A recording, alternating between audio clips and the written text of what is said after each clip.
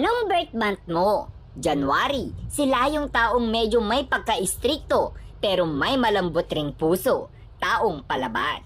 February, mga taong baliw kasama, laging masaya at laging nagpapatawa pero deep inside nasasaktan na pala.